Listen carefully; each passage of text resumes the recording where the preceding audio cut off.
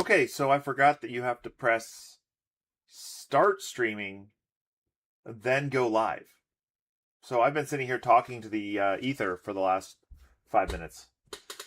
Well, yeah, I actually hopped on at 8:29, and then started seeing Danny talk about me being late. And I'm like, wait, I'm here, and I'm talking to you all, and I forgot that you hit start streaming and then you hit go live. It's been so long. I apologize for my tardiness. I literally had no idea what Danny was talking about.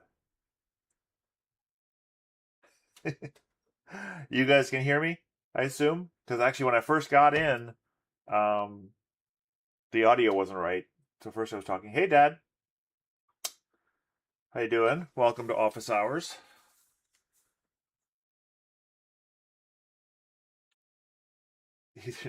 Yeah, or it does, and then I'll get ads on my Facebook feed for whatever I was talking about. Just a warning this time, not a write up. Thank you, Director Danny. I appreciate that. Um, hey guys, how you doing? Good. I see in here. Are you staying up real late, or is your accent lying about where you live? D does AI or Eternal Padawan. I don't know if you're staying up super late to watch me. All right, so list of things I plan on talking about, and then you guys can put stuff in the chat that you want me to cover. Um, is SpotFix, ColorDrop, project trees, and then of course challenge images. I have a couple. I have one from Joe the Builder, and then I have another one that I got as well, and one that hopefully I'll get a better image of. The first one wasn't in good enough quality, so we'll see. If you, yeah, okay, so you are in the UK, and that's what I figured. If you want to send me an image that you're having trouble with, or you just want to torment me with, yeah, I said it right. Like Danny likes to do, you can drop it at steve@thehueforge.com, and just put office hours image in the subject. And Facebook, sure. What's funny is my kids. We came back from a cruise. I'm cruise weight now, and my kids all made their photo dumps onto Instagram with a post with a comment, and I realized, oh yeah, like literally Instagram is Facebook with a different UI, and the kids like it. It's pretty funny how Instagram is what people used to do on Facebook. So, and yes, I'm old. All right. So if you have any other things you want me to cover or questions, please do put them in the chat. Obviously, there is a little lag, so I will get to them as I see them. And Danny or someone will ding me on Discord if I'm ignoring them for too long and remind me. But I guess we can just get into it because I'm late. You mean when Facebook, which became Meta, owned it? You're hilarious, Danny. All right.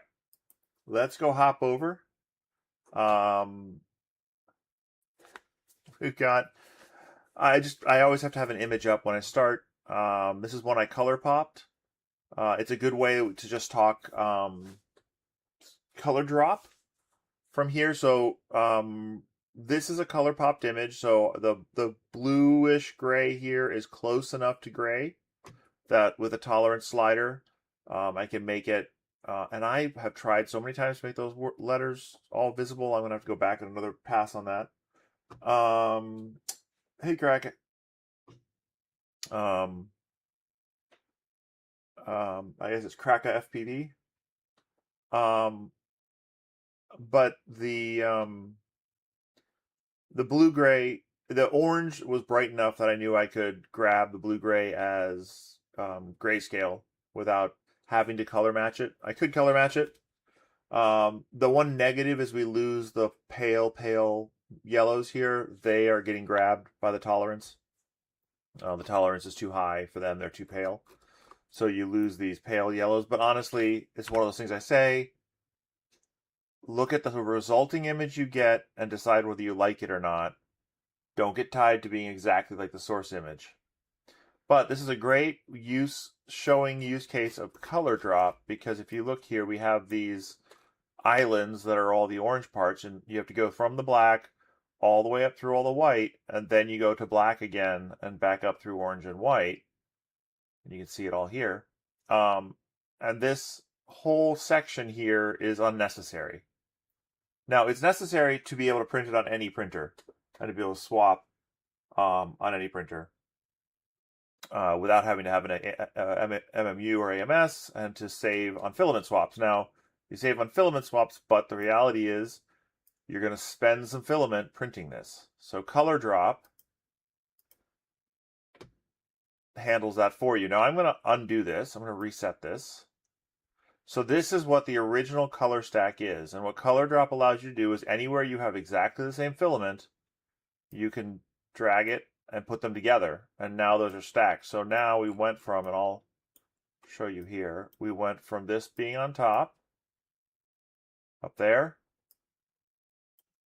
to this being down and nested inside. So the blacks are shared now. That basically, we said we had this geometry that was on top of a black, and now it's on top of this base black. So that's what ColorDrop does. It will do it automatically pretty well, but sometimes it will fail to do it right, in which case you can come and reset it, and then you need to work from the top down. It doesn't work if you grab a middle one, like if you have 2 or 3 black lines in here. It doesn't work if you grab the middle one and then try to move the top one down. That's a UI issue that I can solve eventually, but if you just work from the top down, you can work it. And you don't have to stack black. It can be any color. And it'll give you a real-time preview of what it actually will look like blended. So it actually redoes the blending based on this new stack. So that means some tricky things. That means some pretty cool things. It means that this doesn't actually need to look right, technically. I could make this black be just here. Now, it's obviously harder if you don't know it. I can make the black look like this and ColorDrop it, and the orange is still going to look right. Why? Because it's sitting on top of this solid black here. It's not an issue that this black never saturates. It just needs to be there. You can stack 2 whites on an image. If they're on the bottom, if I were doing this image as a lithophane, so let's look at this as a lithophane. You can. I wouldn't in this case. You wouldn't get. There's no point. The whites are not a base in this case. If I were to go, so this one I can split image, but I can't do that. So I'm going to have to actually do this in color match to do this. But in color match,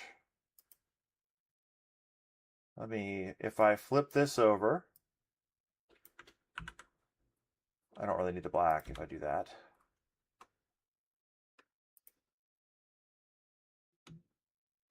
And then I flip this over.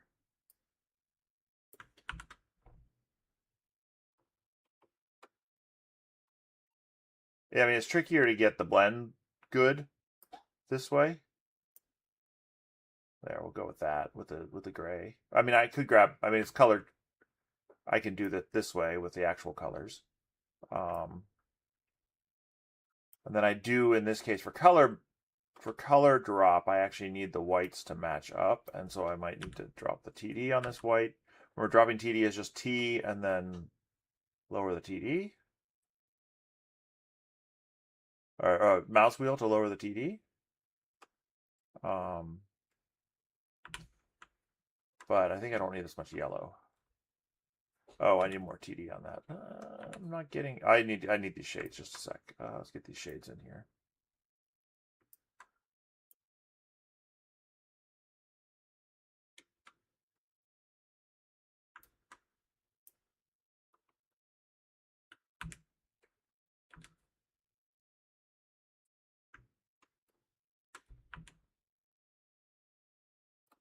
Oops, lower this white. There we go. Okay, so now we're getting something more like the image. Control R. Control R reverses, and you can see that if you highlight the sections, right click, it will give you invert selection, Control R. Oh, Kraka, current version is 9.4.1. Yep, you got that information there. Okay, now you see here the background, I'm getting that pale color here. All right, so let's say this is close enough. We're going to come over here, we'll flip our orders around here. Delete that one, I don't need it. Oh, I might need it. Yeah, I do need it, but okay. I'm going to have to get different colors in here to make this work. Maybe this chocolate brown. It's not bad. And then probably a more opaque orange than what I have there. Yeah, more like that. And then a lower TD white. Actually, the white doesn't matter here. This is one of those things where it doesn't matter. So we'll turn that off. We'll bring this white over. And we'll just use the same gray, the bamboo blue gray here that we used.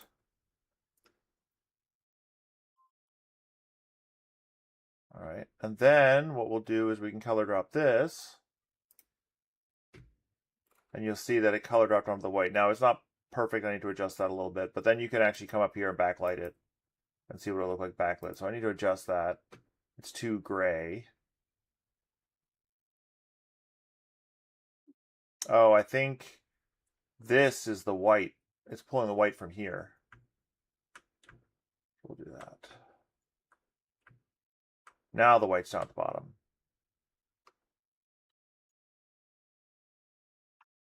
Then when you color drop it, it's going to stack them on the whites. You can stack on the white. It's just trickier and harder to blend. This is not really a good one for that.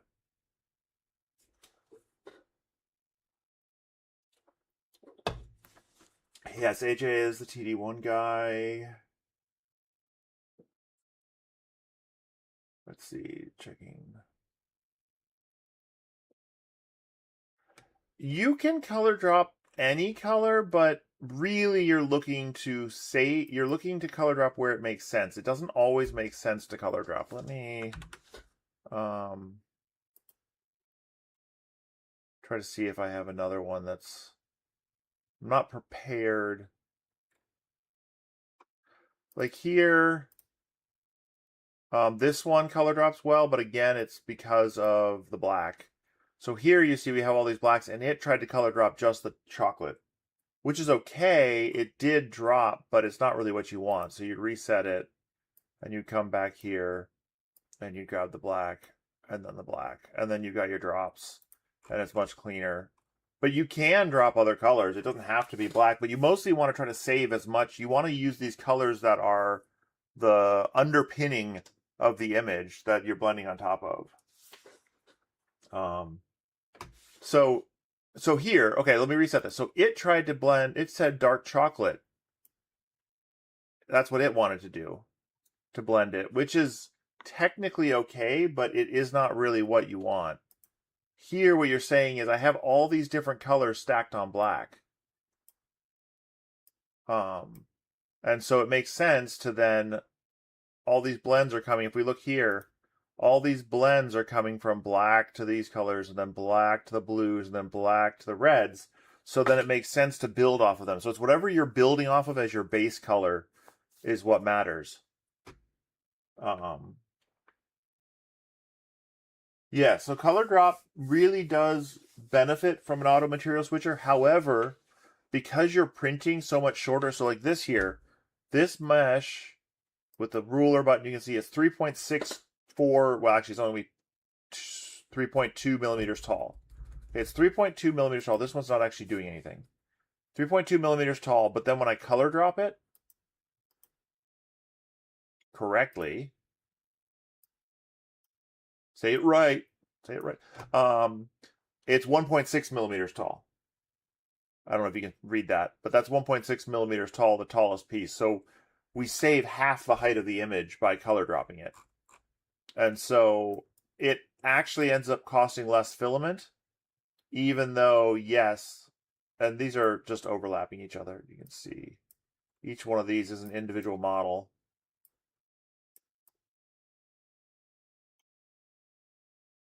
But the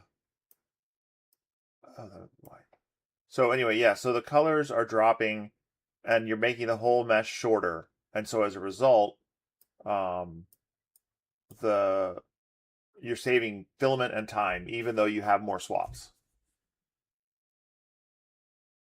I just exploded it for you, man. Exploded. So all the different sections exploded out.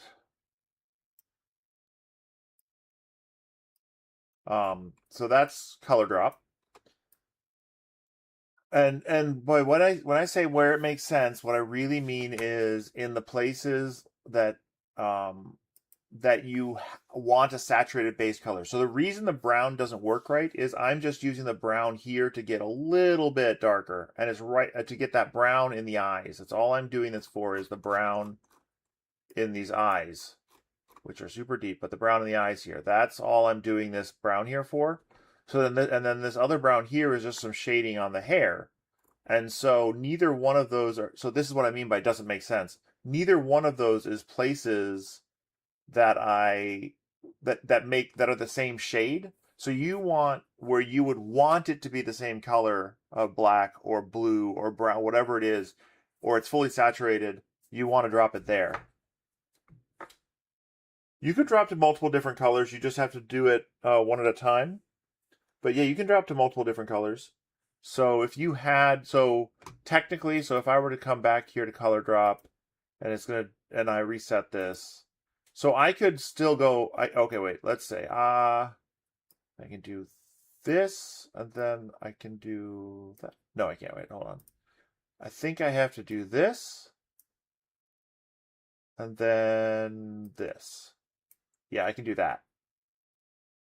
It just still doesn't look good because we've color dropped to the wrong brown shade, but yeah, you can color drop separately if it makes sense. Most of the time, you don't really need to. That's not really useful. Now, one thing we'll talk. This is a good image to look at SpotFix because there's this section here that just ain't right. So we'll come over here to SpotFix, and in SpotFix you can highlight, and you'll see that it doesn't actually highlight the whole area. It highlights most of it, but not the whole area. And that's because these are different heights. There's some different heights in here. They're all connected, but they're different heights. And so what we can do is we can use the W key. It shows here on the bottom. The W key increases, lowercase w increases the number of layers above the current layer that it will also select that are contiguous. So you see it grew. And then at the bottom, in the bottom left corner, it's saying tolerance is below 0, above 2. So you can increase that. And here I know it's pretty safe to increase the upward because upward is going even taller and there's nothing taller around it. So I know I can increase the upward until I get as much as possible. That's pretty much all of it. You can click on it. That's selected. Now I can control click to get another section. The little spikes are a little bit trickier to get right. Or to like just see that they've been gotten right, but I can get all of these together.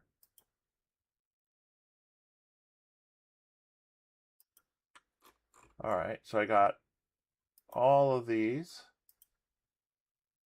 And then there's a few things you can do. You can flatten them to all be the same level. This will find whatever the most common layer is and make them all the same layer.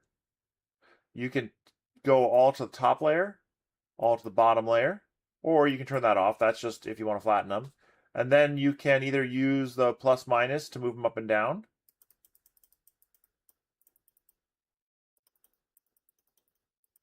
And then you could do that so you know you're up high, so you can do this quite a few to get down into the right color shades. The problem is that they are a little bit hard to tell because while they're highlighted, you can't really see exactly what color they are. But look, I can see I got pretty close. And you can see I missed a few things. So then we come back in here, we can grab this, and we can grab some of these things that I missed. Hold down Control. Let me reset. A 0 will reset the tolerance. And then I can zoom in and, oops, I missed that one. I don't want that. Oops. Okay, let's try that again. I hate Control Z, by the way. Control Z does work. So, see, it can be very hard to get these little, there we go, these little ones. Ah, but see, it reapplied more. So once you've selected it, that is one issue I'm still working on. If you've already made a correction, and then you collect a new one, that seems to be a bug. So I'll work on that. That's a good bug that I know about now. Oh, just click it. Click it.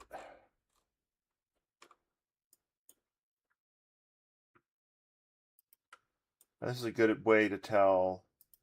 Now, I won't say bug fixes. It doesn't have bugs in it. Spot fix. I can also say pick a layer. I can say I want to pick a layer, and I'm going to pick the layer right next to it.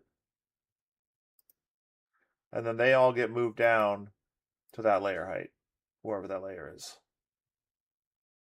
This one needed to be lower, but that's something you can do. Let's see.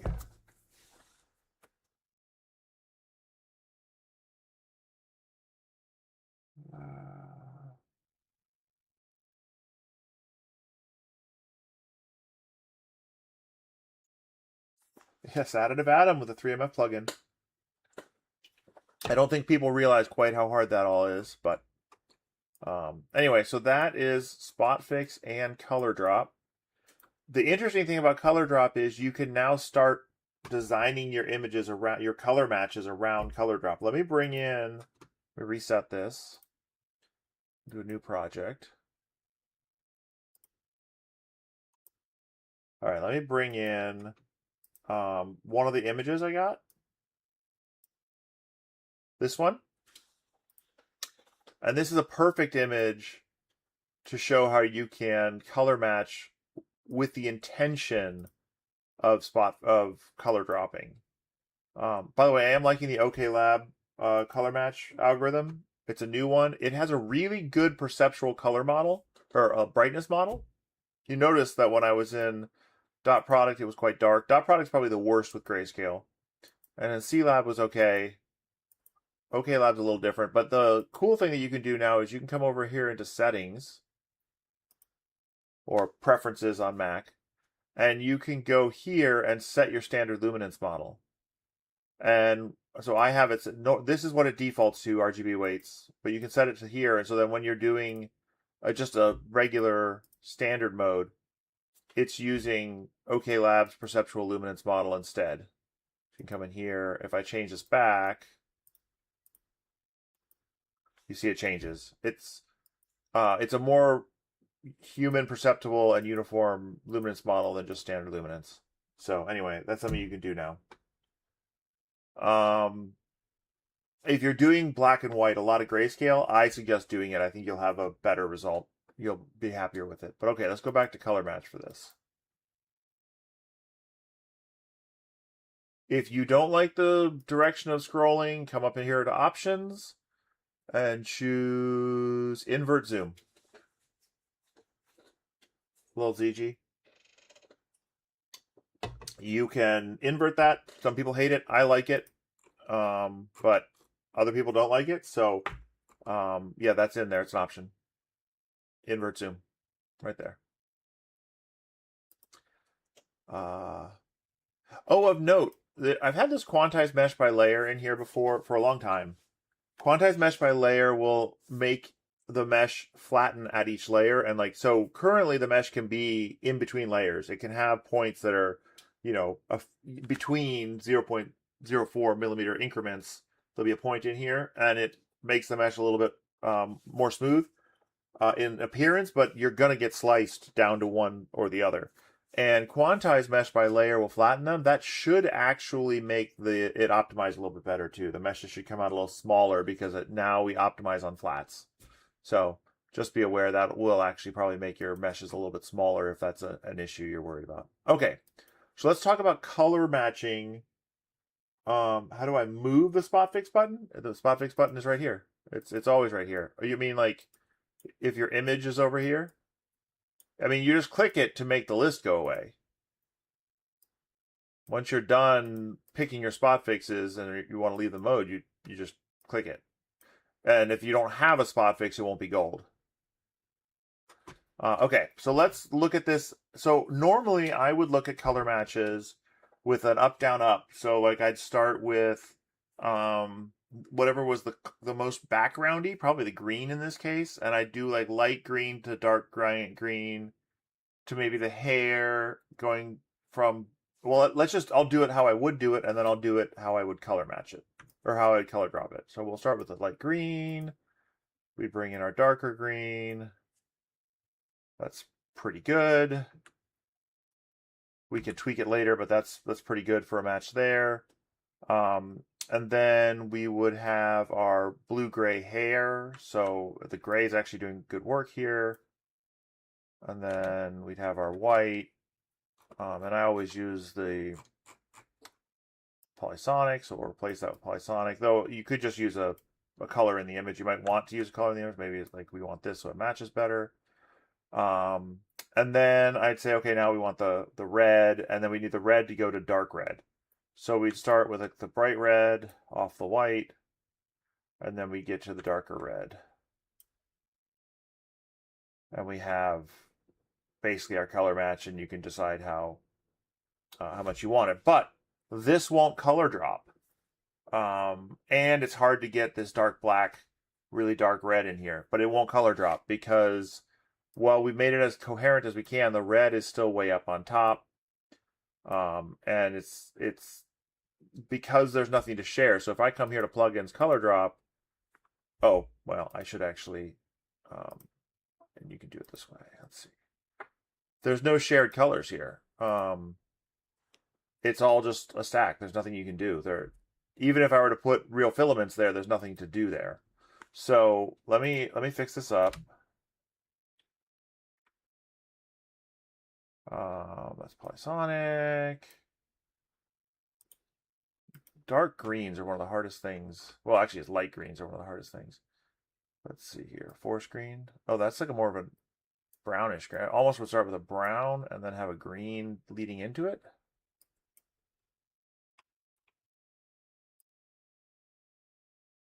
Might put a white underneath this. Yeah.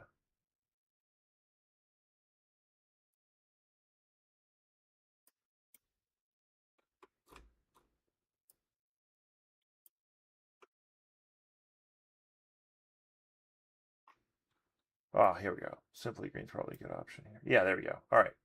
So we got our green. Not perfect, but it's not bad. And then we'll pick a new red. Polysonic red here. And then this looks like just like the burgundy. I have the where's Elegoo burgundy red. Perfect for that. Okay, it's a little bright, but it's pretty good. Or you could just go with the Apex dark chocolate again. Here, that might be better in this case. Okay. All right, so we have this, but then if I go try to color drop it, nothing's the same. There's nothing. It's synchronized on the white, the two whites that were used. But if I reset this, it looks different. It doesn't look as good with the two whites. You could do this, but it's not great.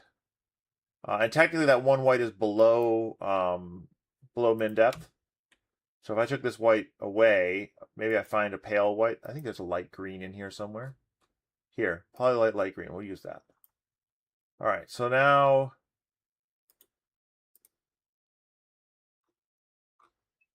obviously you can tweak these colors to your liking.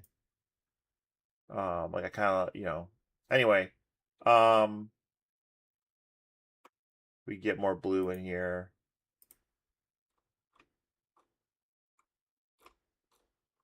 Probably just like a layer. Oh, this Prusimate is perfect. There we go. Okay. So, but now if I think about it for color drop, then what I'm doing here is I'm just going to stack sections with black.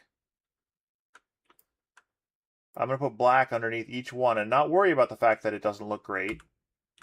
Let's look on this side. And that we get all these pops and layers and stuff.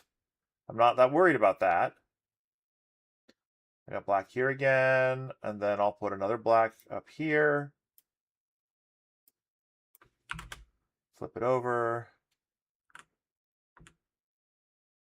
We'll actually, we'll replace this black with an actual black from the image.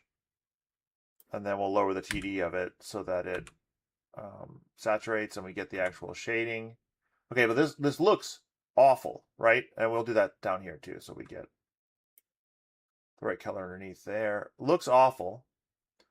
And then we will do the same thing down here.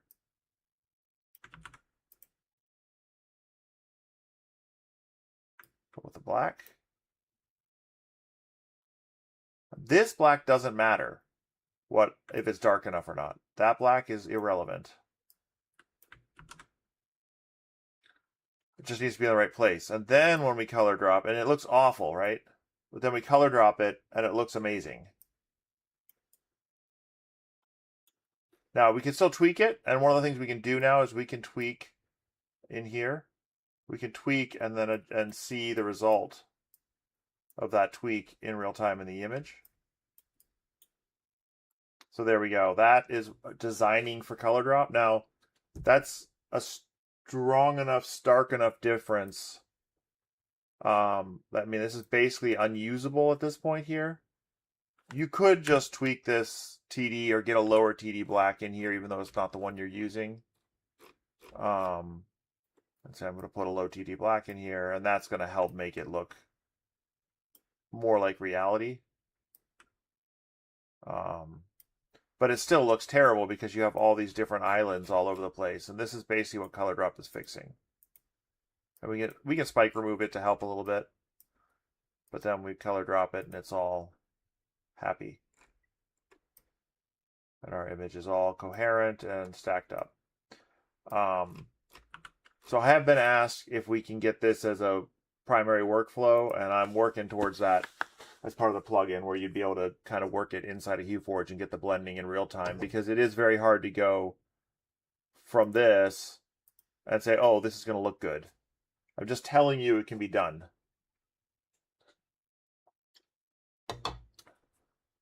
But I have done some, and so one of the things, just don't worry about the edges. Actually, sometimes running it in RenderLit can help.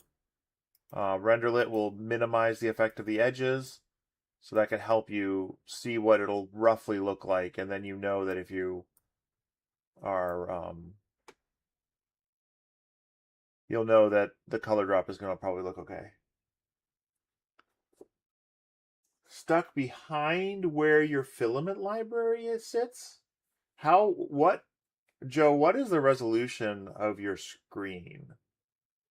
Or did you stack your model geometry next to your filament library or something?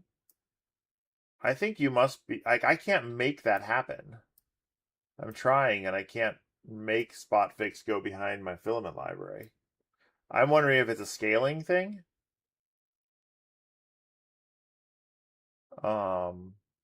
I don't know. I've never seen that. I would need to see screenshots of that, Joe, but I'm guessing you don't have a lot of screen resolution to play with. But I can take a look and make sure that it gets put. Make sure that it should. I mean, it should take that. It takes it into account. So I've never seen that. So, but anyway, this is building for color drop. And yes, it is hard to see and look at. And one of the points of HueForge, right, is to be able to see what you're doing while you're doing it. And so definitely there's a possibility here that I'm going to want to, I think now we want the it looks better with the burgundy now than the brown, because we're not blending up.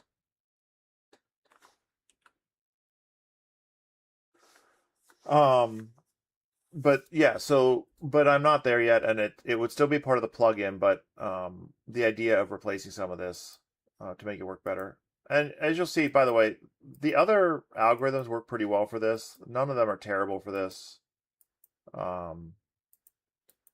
Avoid default in general, but I'm really liking the OK Lab the more I play with it. That's a new one. It's a new color space. All right, questions on what I did here? If you wanted more colors in here, like if you wanted to get the gold here and here, we could add that. I went for the primary most important colors. One of the things I found is you just increase your space. Give yourselves a ton of room because you're just going to keep stacking, right? So if you want this, like this gold here, then you're just going to put another black in here. And then you're going to put, we're going to move this out of the way. By the way, to move all these together, I'm holding down Control and then using the mouse wheel. And I move every slider that's the one I'm on and above. So I can move all the white together. I can move all these together. So that's Control. And then you also can actually do Alt. I almost never do this, but Alt moves all the sliders below this one and this one together. So here, if you wanted like the gold and stuff, we just start grabbing some of that and putting it into here. Why is that bright yellow?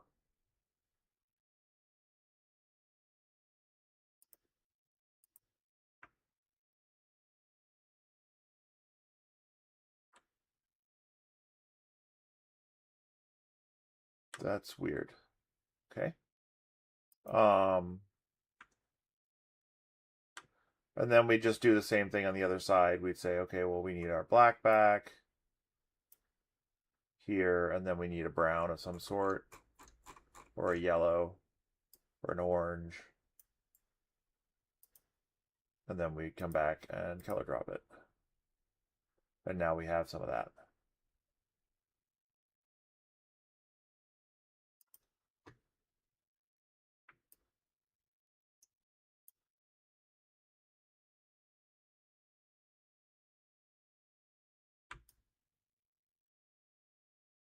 Apparently, it likes to match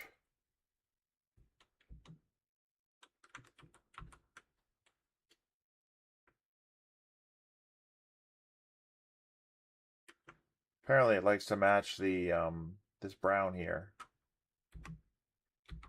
The gold, brown, and the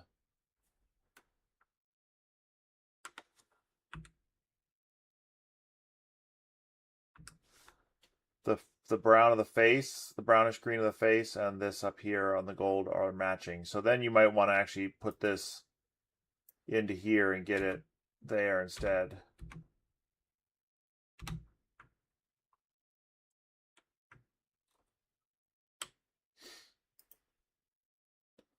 And try to put it in the middle here.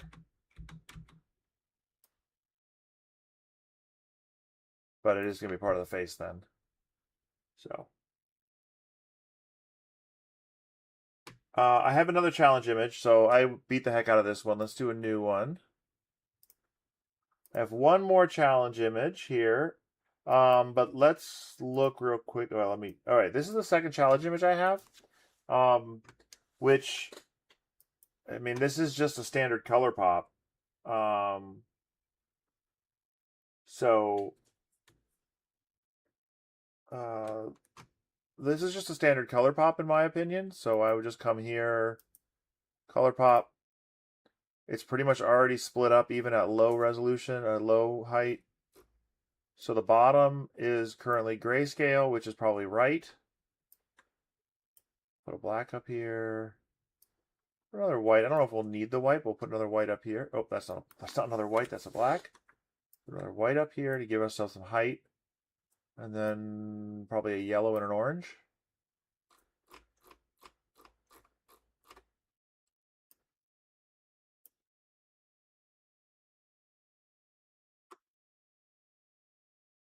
It's an orangey yellow. We'll get a lower TD black again.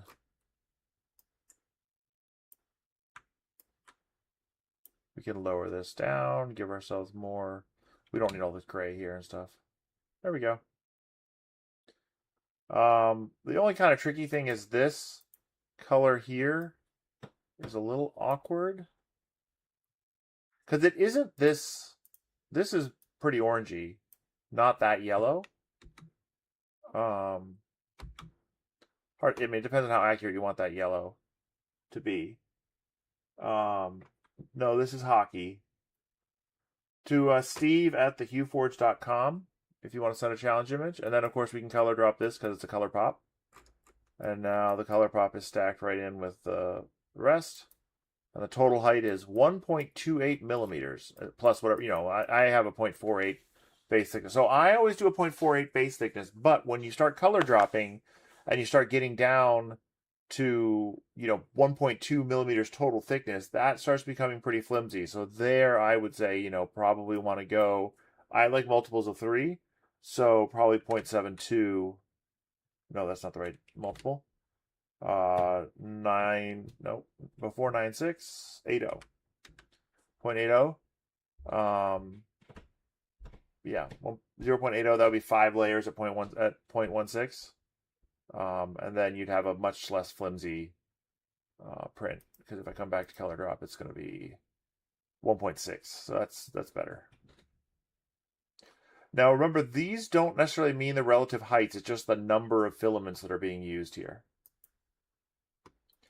So this is just a standard color pop. Nothing real special about it. I didn't even really have to tweak the tolerance. I can increase the tolerance, but it's actually grayscale. So as long as the tolerance is better than like 0, looks like it does improve a little bit by turning it up some, but not too much. So what is turning it up doing, in case you're newer here? Turning it up is claiming more pixels as being grayscale. You're saying more of this is grayscale. Yeah, you could drop it in the office hours chat too. I can go there and pick it up. Danny, you are a jerk.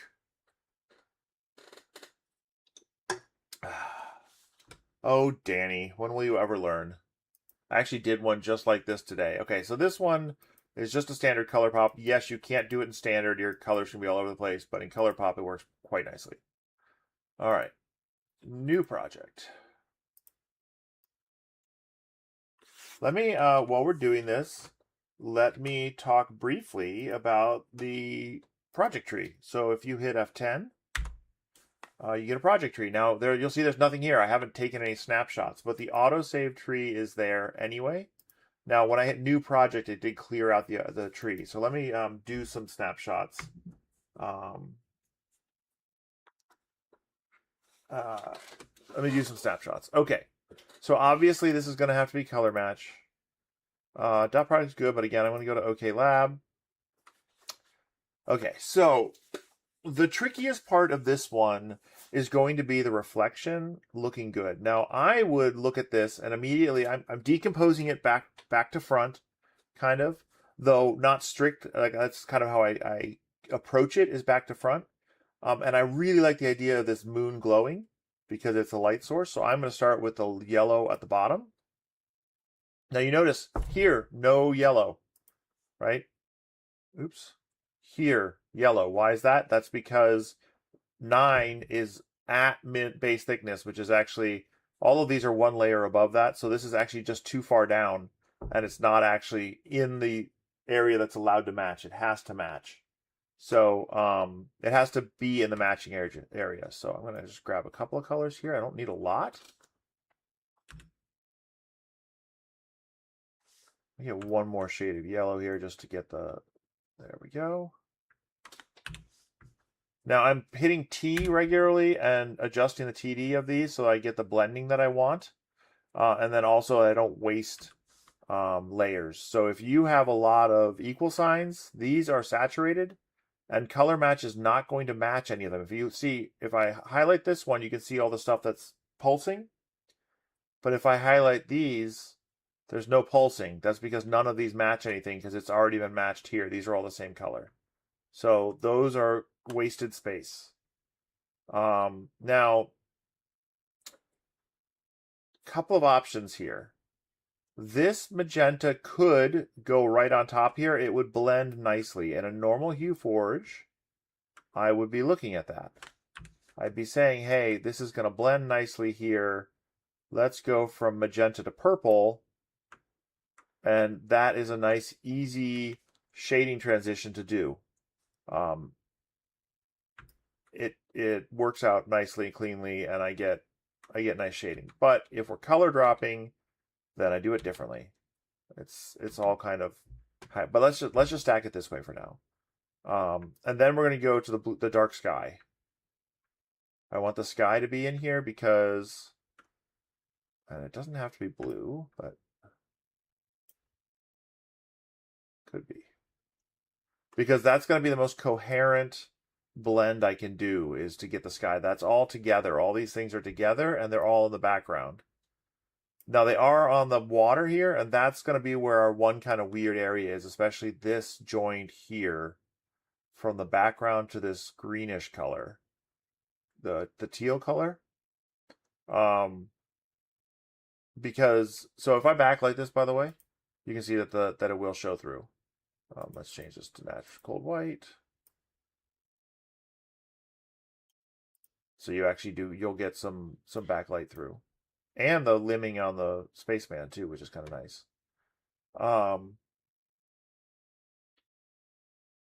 Yeah, we can talk about FlatForge. If you want to talk about FlatForge, just yeah, totally. We can talk about that. All right, so the spaceman's kind of right here.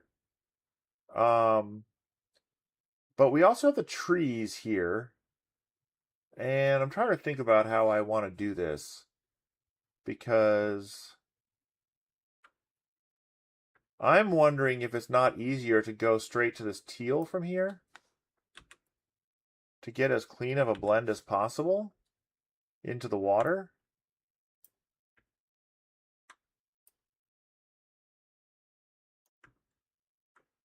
Oh, always need to give myself more room.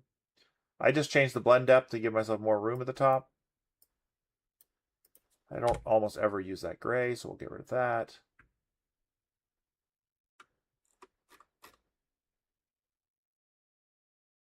Okay, that's just matching the black. All right. So my gut says to put this black here so I get all the water matched up, and then put the teal. And that does actually match. It does the suit pretty well too. It's not the same exact as the suit, but it works out pretty nicely. So that's a possibility. These trees are a couple of different shades actually, and so I'd like to capture just the two shades of the tree. And I mean, I'm pretty close. I don't know that I would spend a ton of time trying to get the rocks right. I mean, you could come up here and get the gray in there and try to get the rocks, but I'm just not super motivated to spend a bunch of time on the rocks, to be honest. I think this is I probably would just ditch the rocks and let them be a different color. I think this looks better than trying to chase it. And like, I don't think this orange is necessary either. If I really wanted this orange, probably would have to go like right here for coming in, but I don't think that's necessary either. So here's one where I take a little artistic liberty on the image and say, I think it's better like this.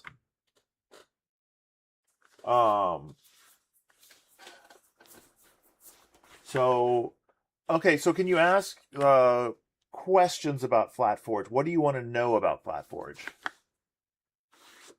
Like specifically, what do you want to know about FlatForge? Oh, and you'll notice on these, I often don't. I mean, I assigned colors the last couple times, and I can certainly assign colors if that's what you want me to do. But I find that the hard part is building the mesh core, so that's what I spend my time looking through and talking about. Is this white even doing anything? I don't think that white's doing basically nothing. So we'll take that white out.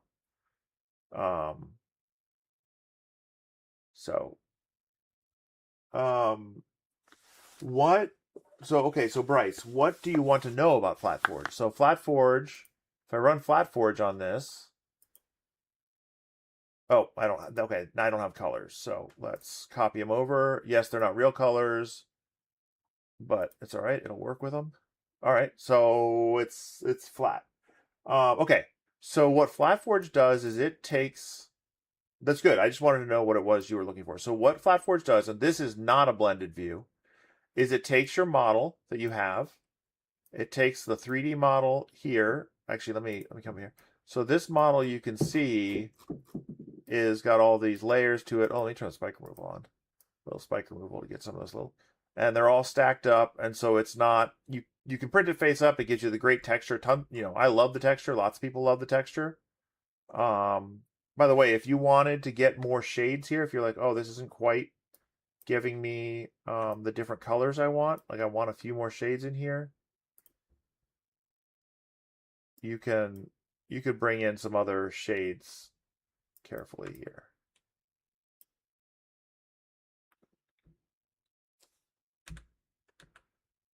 Okay. Actually, that didn't really bring in much. It's too close. Okay, so it's all textured, right? So that's great, and most people like the texture, and I like the texture. But what FlatForge does is it says, well, what if we instead printed this flat? What if we made this totally flat? And so now the top of it is flat. And what it's done is it's deformed all the meshes so that they're the same thickness, but they're flat on top, and they nest into each other. So you can see, if you come in here, that there's all these gaps and holes where the layer above sits on top, sits inside of it. This one's kind of complicated, but that's what's happening. And then when you stack them all back down together, it's all flat and flush on the top. But it's the same exact color blending. Now this, again, this view is slicer view, and it should say so. It used to say so in the corner. I need to change that so it does again. But, and you can sort of see here on the side what's happening. See, this is dipping in, and they're all the same height. They keep the same relative heights, but they dip in instead of being on top. And then the bottom one fills the gaps. Yeah, so then you can put your build plate texture on it or things like that. You can also, so this is set for printing face up. If you want to print face down, it adds a extra transparent layer on top. And why does it do that? Well, and it will flip, this will be flipped over and face down in your slicer. What it's doing is it's saying, well, I'm printing this at 0.04 millimeter layers for the image. The image is 0.04. I don't want to print a 0.04 millimeter first layer. I'd rather print a 0.16 or 0.2 millimeter first layer. So this is a 0.16, whatever your base layer height is. It's a 0.16 millimeter first layer. That's what this is. And it's just so that you can print it face down, get the build plate texture, and not have to print a 0.04, and then the rest of the layers after that are 0.04. And you can also do double-sided, which doubles the number of models you have. The top side won't have the transparency, the bottom side will. Because you don't need the transparent on the top. That just makes it harder to see. But you can stack it. Now, when you do go double-sided, if you're like, I don't know that I make this double-sided, but if you are making it double-sided, remember that this value, whatever this base thickness value you have, is going to be doubled. So honestly, you could probably get away with like just 0.16. And then when you do your FlatForge double-sided, it's going to be thinner in the middle. It's still going to be thick, but it's going to be a lot thinner. It won't be as tall as it was before. You can combine the two. This FlatForge is not working right. It doesn't see color drop. This must be a broken FlatForge. I have all kinds of versions running on this machine. This FlatForge must be kind of broken. Because you should see in like here, you can see that you can FlatForge this. You could color drop it and then FlatForge it. That's allowed. And so I would do that potentially. Yeah, you can't. Yeah, FlatForge is definitely best suited for a tool changer. It makes way more waste than a regular HueForge on a regular printer. And you should use a prime tower because oftentimes you're printing these tiny little features, and if you're not fully primed, there can be gaps. The face downside will be fine, but the back side can be gappy. So yeah, absolutely FlatForge is best suited. You can do it on an XL if you're printing a small model or a bunch of small, like you're making a bunch of copies, like any other multicolor, right? If you're making a bunch of copies of something small, or it's just not that big, then it's not that bad. But yeah, it's absolutely best for a tool changer. Now this one, I'm probably going to end up at 6 or 7 colors. I have a 5 tool changer as my max, and you can't swap out. Now you can swap out the transparent. You can print 1 layer of transparent, swap that out, and then keep printing. So you can have 6 total colors on my 5 color tool changer, but one of them's transparent.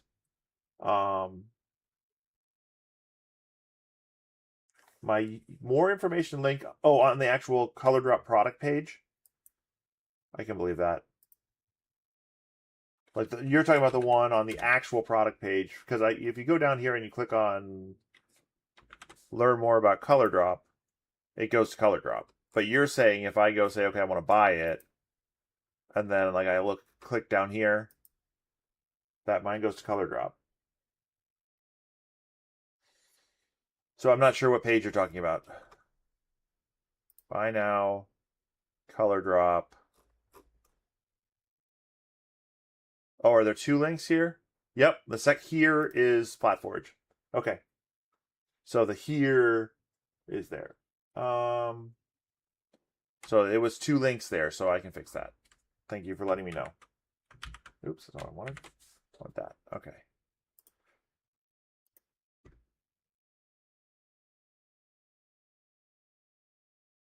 All right, questions. There are, okay, that is true. Eternal Padawan, there are several projects working on tool chain or AMS, ACE, whatever type units attached to tools. So that will allow that. And obviously, I mean, that's why the only reason I'm excited to get an index, I don't really need another computer, but the reason I would be excited for an index is specifically 8 colors, so I could do some of these that just need a couple more colors. Oh, I forgot to do any. So let's hit F5. And if I come here and hit F10, you can see that my project tree now has 2 entries in it. And the original snapshot is still when I loaded it in and I hadn't done anything. And I can double click on it and go there, or I can come here and go to the current state. Or I could come here and say, you know what, I'm going to try this as color aware, which I don't suggest, but you could try it as color aware. And then you have the blue range, the red range, and the green range, and you can come here and start saying, well, I'm going to put the yellow in the red range with some red or some orange in it. And I'm going to put the blue down here.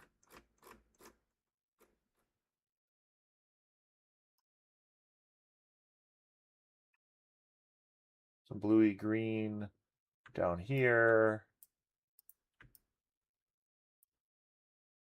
Generally speaking, you'd want a black probably down here. Now, I will tell you that one interesting thing is that color aware is actually kind of like custom made for ColorDrop. Is there anything up here in the green? Very little. Yeah, there's a little bit in the green. This section that we expected before. It's actually kind of custom made for it because you can invert each one of these regions manually. You can right click here and say invert. So if you wanted to do, okay, you did it this way and you're like, oh yeah, let me take a snapshot of that, but I'm not happy with it. So then we'll go back to this one. And then you can go back to this one. So you can try things within the tree. But then if I come back here, let me show you. So if an image does color aware okay, you can right click on each one of these and invert the region. And then you could come here and invert your sliders.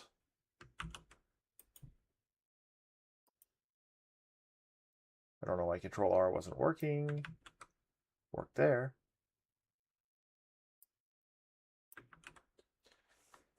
And now you're kind of built for I need a better blue.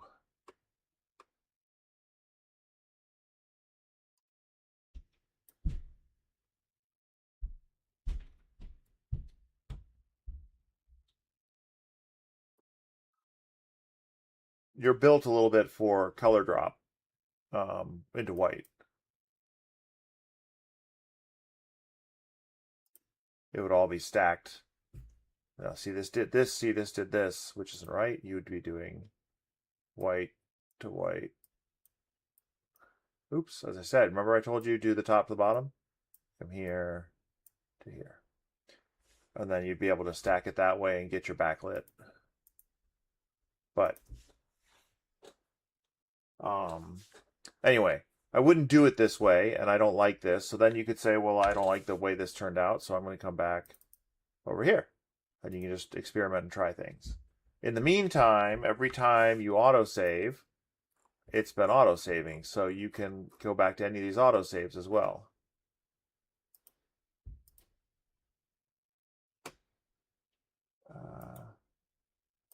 Does this have a translate function? Nope, apparently not. Let me...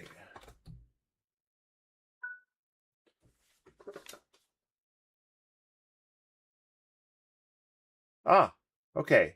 Doesn't understand the English, but needs to. Actually, there is a language, Spanish, Juan, BBP that's available. I don't know if it ships with it.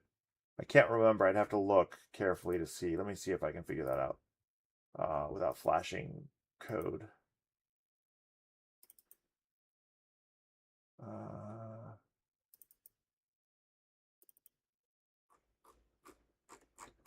That is not the translations I want.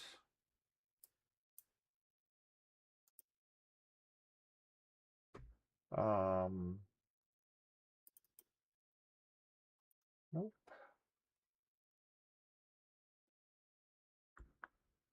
Where do the translations get packaged? Oh, in the actual build.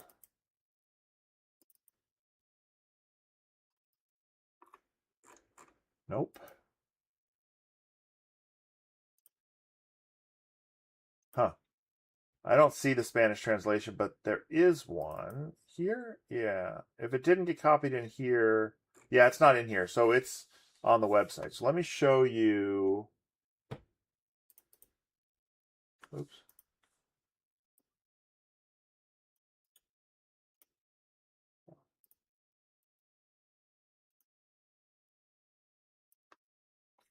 What are you saying?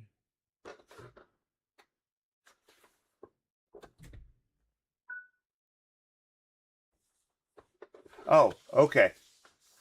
There is a Spanish translation, though. Partial. Someone helped with. And yes, it is very hard on a live stream to understand. Yeah, I got that now. There should be a transcript afterwards, at least, that can be translated. And then it might get auto-translated, but I haven't found that the live streams always do.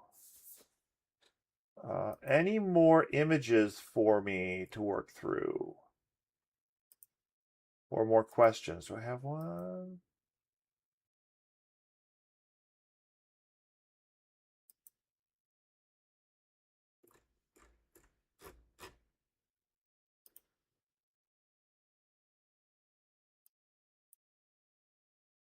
I was translating it here, but it wasn't. Okay.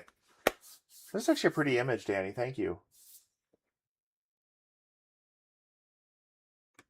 You posted one? Okay, I hadn't seen it yet. I just looked. I'm in office hours. I don't see an image.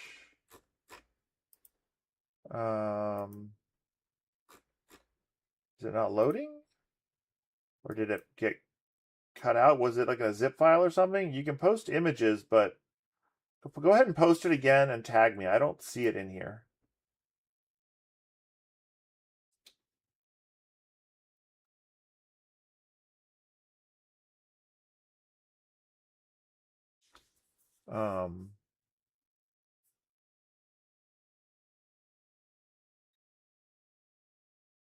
Oh yeah, you can't post project files in there. You'd have to DM them to me. Project files will get removed. But you can post the image or project file into a DM for me.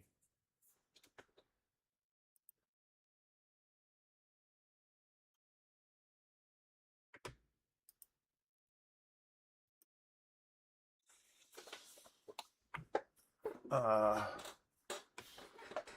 of course, if you have the project, you can come to File, Export Project Image, and just save the image and then drop that in if you want.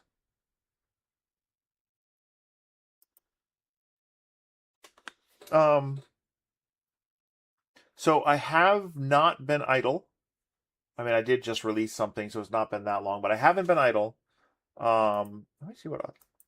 I've been working on a bunch of different things. Ooh, I like the shading that I get here a little bit better. It's a different cast a little bit to that. I think. No, that one kind of washes everything out. Just, no. I kind of like dot product or okay lab here. Either one's fine. There we go. Okay, I got your message request.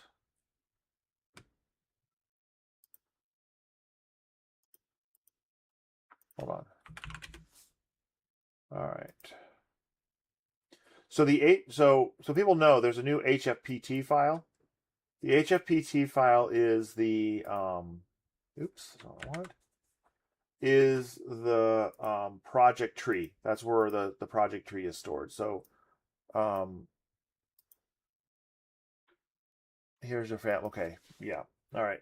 So here you can see the project tree is here with the different changes that have been made, and the autosave tree is actually still just our autosave tree here. But all right, so we have a family photo. All right, I'm just going to reset this. I'm going to change to 0.04 millimeter layers because it's going to be difficult. Default CM is definitely not the right choice here. I'm going to go with dot product. I haven't tried. Dot product is really good for photos. OK Lab I haven't tried on photos yet. Oh, that looks maybe better. So we're going to go with that for now. All right, let's talk about photos.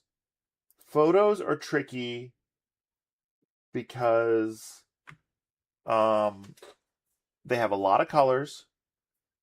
When they're people and you've got like this big group photo, a lot of the people are not that big in your final print. So like right now, okay, you've got this set to 600 by 300, so you're planning on a big print, which makes sense for this size image, for like how detailed the image is. It's going to be slower to edit that way, and I assume you're going to have to HueForge it once you get there, so you'll change it. I'm going to run it at 400 just so it's not too slow with the interwebs, with the while I'm streaming.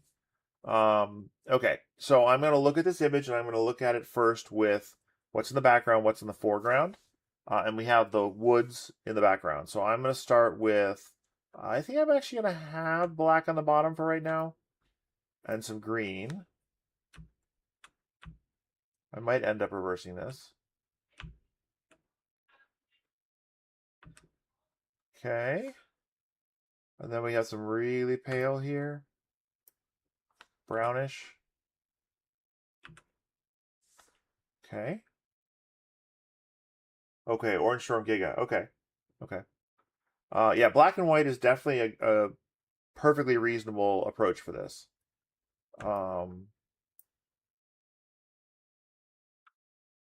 So normally, if I'm going to do this like that, and I'm not going to color drop it, I normally would reverse these, but I would have like a dark green in here. Like that to get the background. There we go. And then I can't get this part of the background here, you can see, is triggering off the white, about halfway up. So I'll just, I think I need to have like this down here. Okay, we'll start with that. I think it's a lot of the background. Some of it's a little bit off, but really light green. There we go. That actually fixed most of the problems there. I think I can get rid of both these. Get that. Okay, that fixes a lot of problems there. All right. All right, so we're going to go the greens in the background that way. It is backlit, not really intentionally, but it will be backlightable with this. Oh, yeah. Okay, so now what do I do? So this becomes tricky. There's a lot of blue, so I'm probably just going to go for blue right away because there's so much of it, and it's a primary color in the image.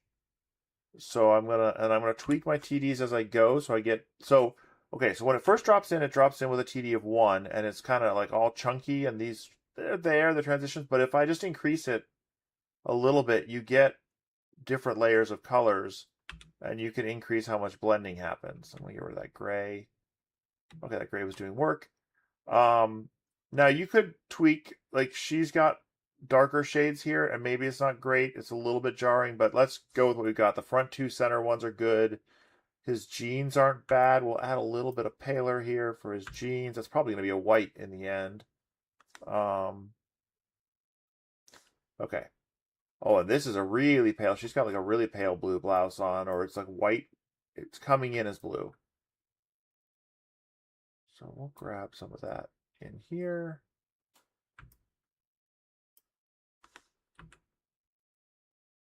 So I grabbed her blue shirt too.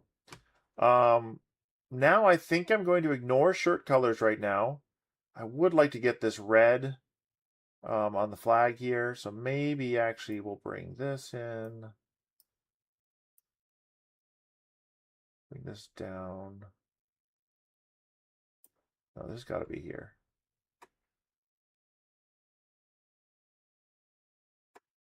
Get the white, and then we're going to get this red. Got to get the red.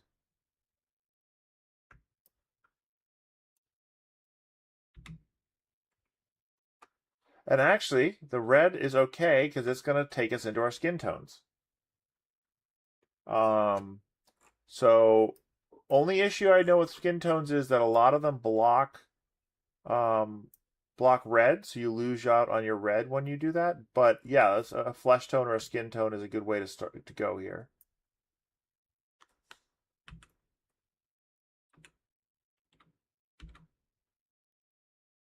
Skin's a lot more orange and yellow than you think, so definitely consider that.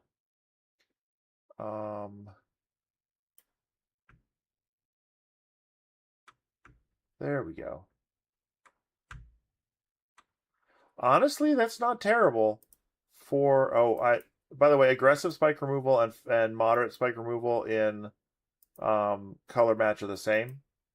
And they're kind of messing with the stripes here, so I think I'd turn them off.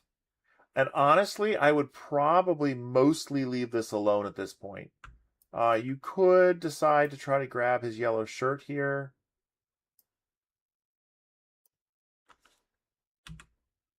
It's distinct enough that you can do it, but it is going to make his shirt the tallest thing in the image. But honestly, I'm pretty happy with that. Yes, not everyone's got the right color. Hers is actually not too far off. You're not going to color drop, so you're going to get some of these edges here like this because the black is in the middle. This one's the weirdest. He's kind of like green and stuff, and that you could say, well, let's get some of this gray under the blue. Yeah, that's probably worth doing just to clean him up a little bit. It's relatively cheap to do that here. But I think that comes out pretty well at size. So if you're 600 here, that's not bad. Hey, 3D Prints by Vic. So that's how I go after this one. I'm just gonna give up. Like certain things are not gonna be quite right, and I'm just gonna be okay with that. Like her shirt's a nightmare to try to get right. Like her hair's not quite right, but I'm just gonna say, you know what, good enough. I might be able to get her hair better if we drop a dark shade in here. I might be able to get that hair to belong.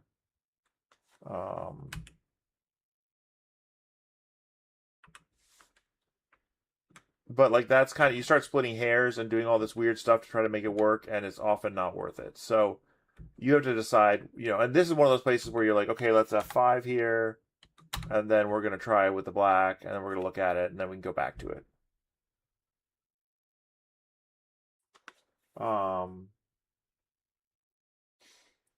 Right. So, okay, now this one, I'll save this for you. I'm going to overwrite your version, but it's all the histories in there. And I'll drop this back to you in the Discord. You are going to have to pick colors at this point. So there is that process that still has to be done. And I don't know what colors you have and everything. But this is how I would match this to get it close to what you want. And yeah, we have a lot better tools now than we used to. So like here's what dot product does. It has issues with blacks. Actually, C-Lab's really not doing badly here. I'd say C-Lab and OK Lab are very similar. You could choose whichever one you like best pretty easily. All right. This is a challenging one. This one's not easy. It is definitely not one you want to start with.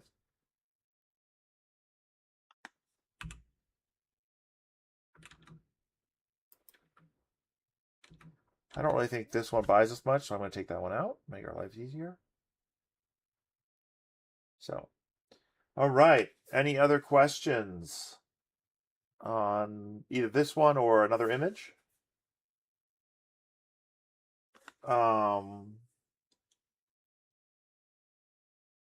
good. Awesome. Only yeah, this one's going to be quite a few. I could try to put colors on this. I think it's going to end up being, I think I can keep it at 8, though we're going to lose. Let's do it. Let's put some colors in here. I think I can keep it at 8, but we are going to lose some fidelity at 8. Like we're going to lose some of our colors. So this is just like a straight blue. We can just use this white that we have here. I mean, honestly, you could get away with that. Are the blues exactly the same? No. Do they need to be? No. I might use a slightly higher TD blue if I had it. I mean, like this one's probably too high. It gets this greenish shade. But if I had like the Bamboo Basic, which has been as high as a 4 in the past, I don't think it is currently. I think it's more like a 2.5, 3. I might use that and get a little bit more. Or I might use the Azure, the old Polymaker, or the Bamboo Basic Cyan. Actually, is pretty good here. That's actually pretty good here, and I just accept that his shirt's going to be cyan, not blue, because the rest of them are more accurate, I think. We don't want to talk about what Danny can't do. And then let's look down here. Oh, this is like a perfect lime green. Prusman lime green.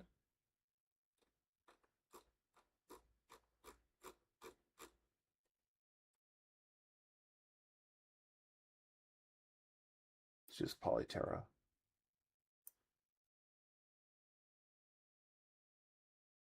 Could actually maybe even just put some white. And then we'll find, this is like an olive green of some sort. Again, you could probably do a brown there if you felt like you needed a brown later. I don't think the chocolate brown's going to be enough. No, that's going to be too much. You could do a brown here if you think you'd want to do a brown later. Oh, some of their... I think I'm going to get rid of this. His leg be green.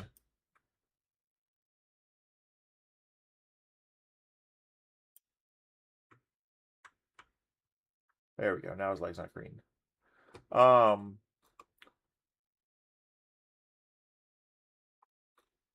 think you'd rather have a darker green in here. Something like that. Or a forest green, and you just tweak where your values are and pick it as bright. Okay, let's say we're happy with that. And then delete that one.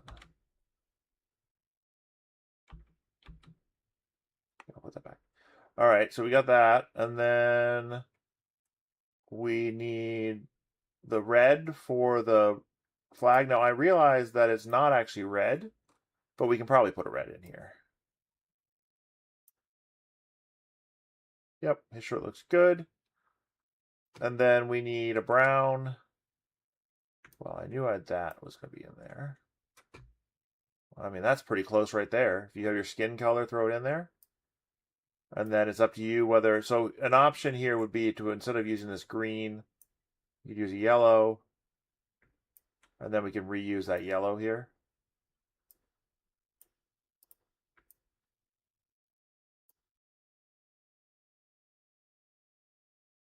With maybe... Can we get away with just this? Yeah, we can get away with that. And then we are at 7 colors, Danny. 7 colors.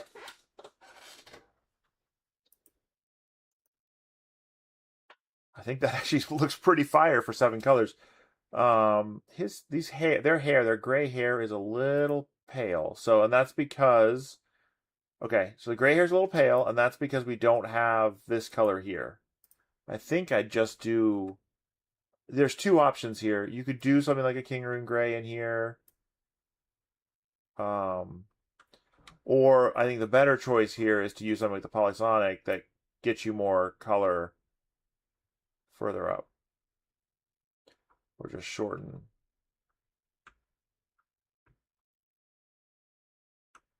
No, I think we need some color there.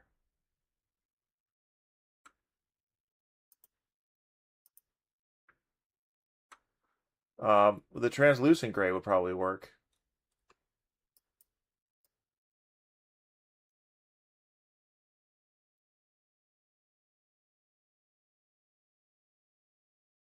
And now maybe we do want the brighter white. There we go.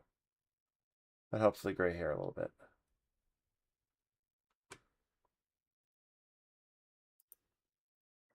No, we don't need a 10th and 11th color. We just accept that the bright yellow is a little bright. Or if we've dropped this gray in here, we say let's dim the yellow a little bit.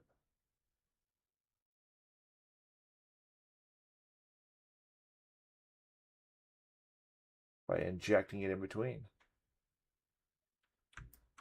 Or we put the red here to give it more. It's up to you. That does dim the yellow, so it's a little bit less bright.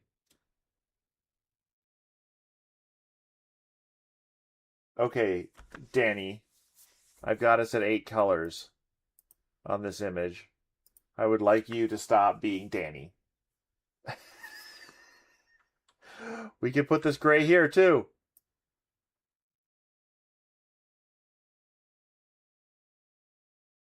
There you go. Duller green. No. This is chasing. It's better being the enemy of good. Oh, yeah, sure. I'll resave this and reshare it.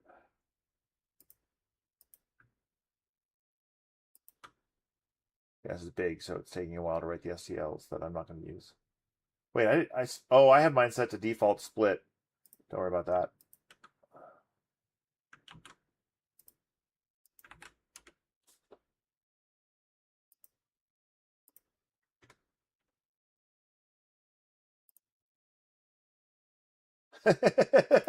Thank you, Danny. You're a great help. Love you, Danny. Okay. And this is a good difficult one. Anyone else have questions or default split? I don't know what default split means in this case. I know I said something about splitting, but I don't remember what, so.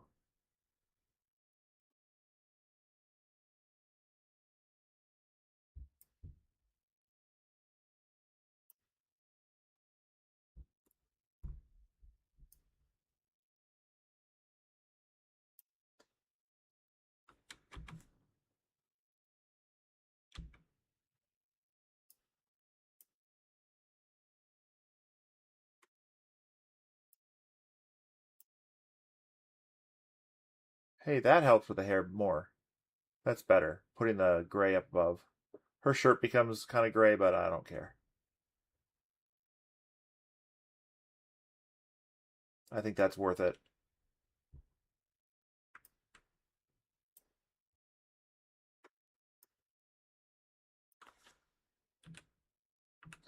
Anyway. I have when I save a project, it's set to split by color by default. Sorry, I did say something about that. It's set to split by color, so my directory is full of a bunch of different files from that are all split in individual STLs. So it made a whole bunch of STLs for me because that's my defaults. And yes, I do have the 3MF plugin, but it is not currently installed. I end up, because I'm in development all the time, I end up uninstalling and reinstalling plugins all the time. And because way they work and are shared, they end up, it's a little bit of an issue. So, yeah, that's why it took so long for it to save the STL, because it was big and it was split into multiple parts. All right, I just got an email. Is this an email with a... Nope. Okay. Anything else I should cover? Also, again, remember this is F10. Oh, important note. You could come here and say, hey, this one, I want to rename it. And I'm going to call it Office Hours Image. And now it's got that name, and you can search for snapshots by name in here. If you want to do it initially, if you wanted to, let's say, do something stupid. Well, by the way, if you change modes, it automatically says you changed color modes or mesh modes. I'm going to take a snapshot right before you change the mesh mode.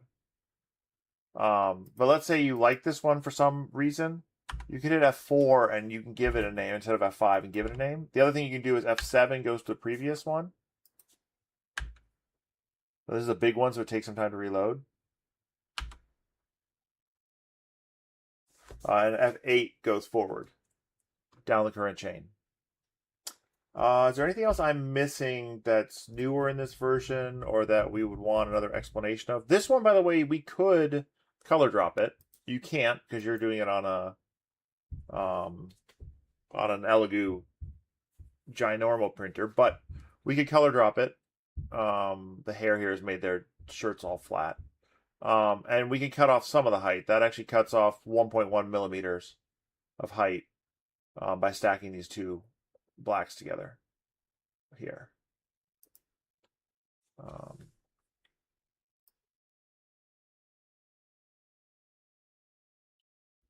So my attempt to rescue their hair has flattened out the shirts to make them all. So that's one of the trade-offs. Okay. Anything else? Anyone else with an image or anyone else with a question? Otherwise, I will. The new default output setting. Oh, okay. Well, I don't have the plugin installed. But if you do have the 3MF plugin installed currently, then when you export it, there's another option here, and you can set the default output format to 3MF. And when it's set to 3MF, it'll always try to save it as a 3MF on export.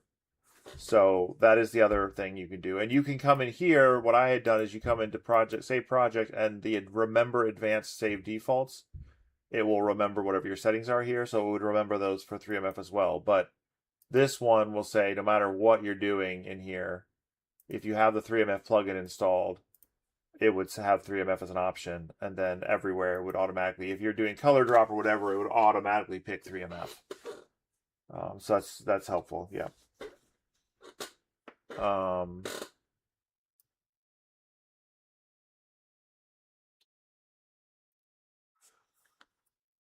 And there, but I haven't been idle. I have several very exciting new things in the works.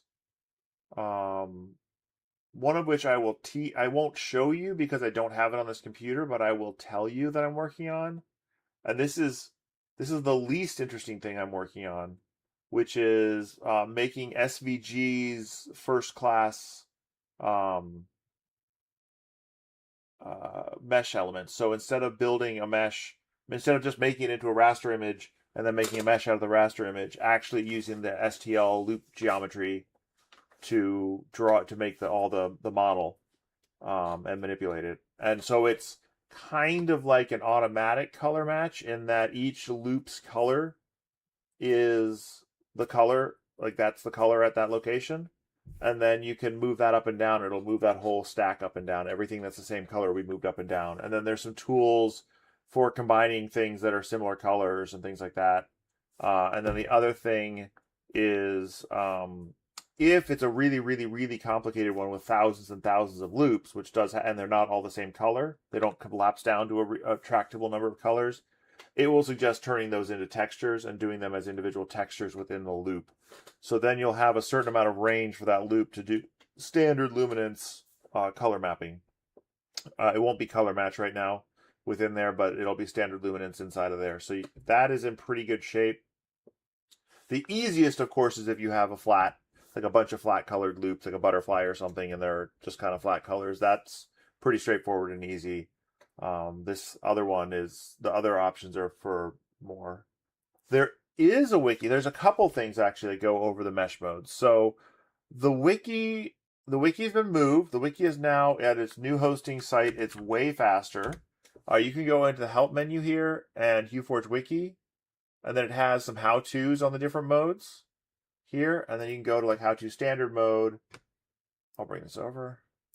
And if you went to like how to, it used to take a long time to load these, but now you go to how to like color match, and you got how to color match here.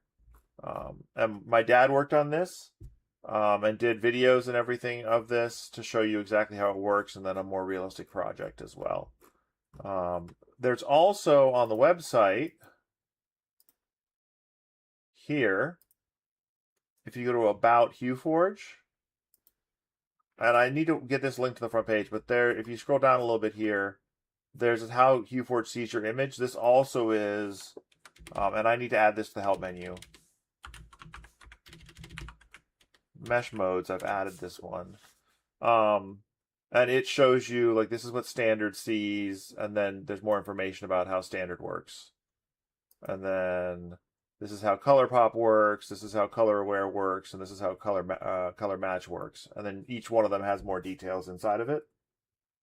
The other thing that's on here that I kind of posted a couple times is kind of a toy, but it's also kind of cool, is this tool that will tell you how many colors are in an image. So if you drop an image in, and it's fun because, like, let's drop the one that Danny gave me in here. How many colors do we think this is? I want bets. How many colors is in this image? I'm going to wait a minute for bets. How many colors? And the reason this matters is because everyone always thinks, oh, it's so easy. There's just a few colors. Just match the orange to the orange. All right, guesses. I need color guesses. I need one guess at least before. 32 colors. Okay, Bryce, 32 colors. Eternal Padawan, any guesses there? 16K from AJ, okay. 16,000 colors from AJ.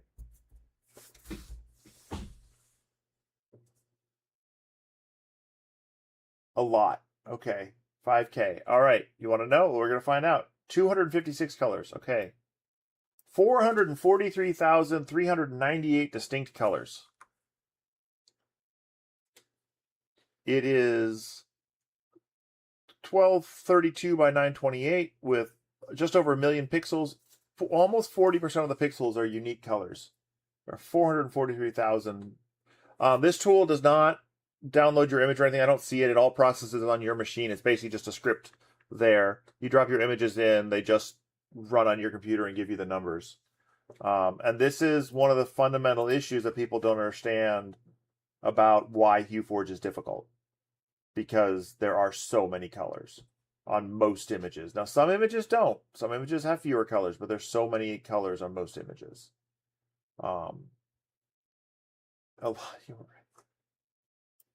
This one here, another 400. It's a photograph, 483,000 colors.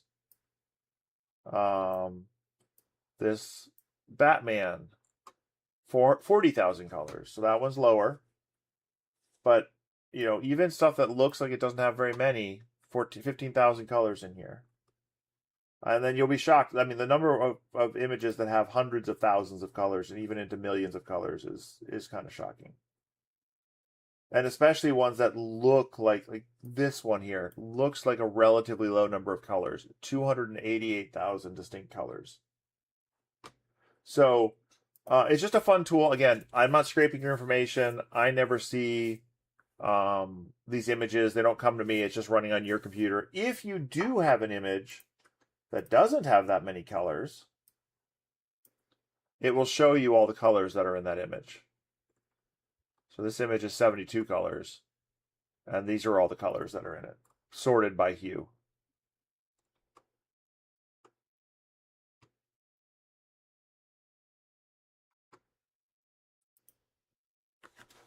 So that's just it's a fun tool to play around with. Go ahead, I have an informal competition to see who can get the most colors without cheating. Here's an example of, well, obviously, custom making an image that is the full color gamut, right? Like that's cheating. Another way to cheat is to have a picture of a picture. So I'll give you an example of that. I'll show you. I found this out. I have some pictures that I took of HueForges. So they have a HueForge in the foreground, and then in the background they have like my desk, and those are like 1.5 million colors. But by far the pictures of HueForges are way more colors than anything else I've seen. So that would be kind of cheating. Can use the most filaments. See, I feel like you don't understand how this is supposed to go, Danny. I will just let you win. As far as I'm concerned, you win. Let me look at this one. How many is this one? 152,918 distinct colors in this image.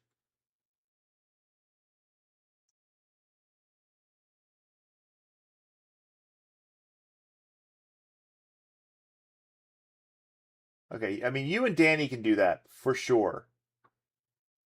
Danny and Vic, the most colors used.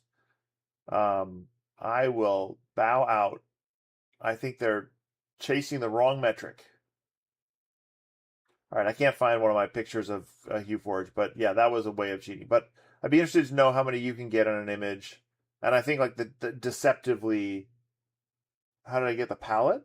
Oh, if the image happens to have under 256 colors on it, it gives you a palette. Automatically, it'll give you the palette. Because it's a countable number of colors, so it'll say, here's your palette. But good luck. This one does. This one's got 256 exactly.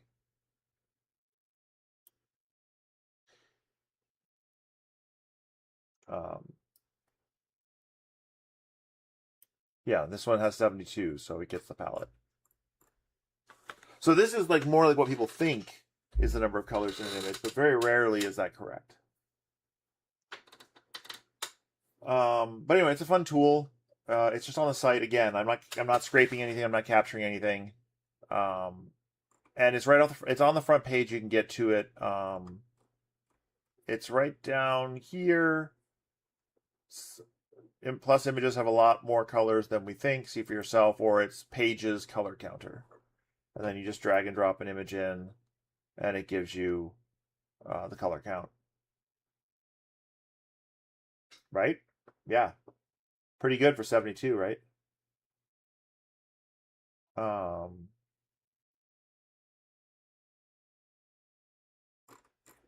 So anyhow, any more questions or comments or things you want me to show you in HueForge?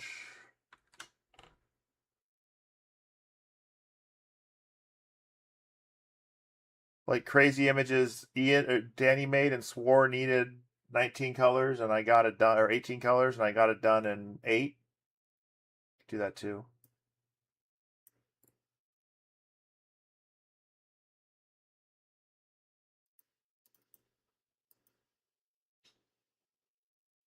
So this one, by the way, is a prime candidate for color dropping at least once. It's already built to be color dropped at least once and gets rid of a lot of ridges, but I could probably color drop the blue. This section here that I blend up, I could flip over and color drop it, and then they'd be all together. I will say color dropping onto black or white are the easiest ways to color drop. They're not the only ways to color drop. This frog is it's actually a picture of this frog, a photograph of the print of this frog that got me to like 1.5 million colors. But this frog has way more colors than you think too. You think this frog has a countable number of colors, and it's 300,000. Oh, there it is. There's the image of the frog. A picture of the frog. Oh, no, that one is not as bad. That was not being held against my desk, but that's a photograph of the frog. Yeah, I mean, HueForge is about practicing. It's about starting easy and then practicing. One thing that's really good to do is for color match practice is find an image like this. Let's clear this out. And then go with its green and its gold and like just work with that and say, well, I want the eyes to glow, so I'm going to make the eyes the back. Grab a color here, grab a little more color here.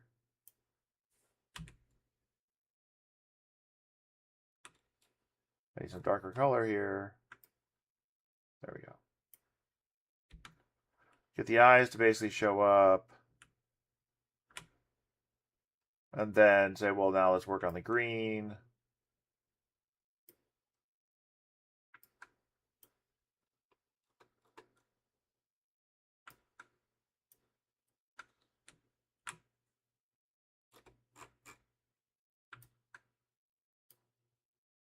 And then just practice moving the colors around where you want them. That's all I'm talking about here, is just getting the colors kind of placed where you want them, rather than, and like here, there's this brown here. I don't want it to be brown, so I want it to be this bluish color, so move it into the stack and learn where to move stuff into the stack to get what you want. On a simpler image, before you try doing it, like this one, you might say, actually, I don't like the white being all the way up there. I want the white to be in the bottom so that it's nicer to print because it's in the background, and you can do that. So it's just a game of like playing with it. Like this one will print faster if the eyes are on top. If I flip this whole thing over, it'll actually print a lot faster because the snake's on the bottom, but it might be harder to get the dark green shades you want that way, or these white blue colors in here.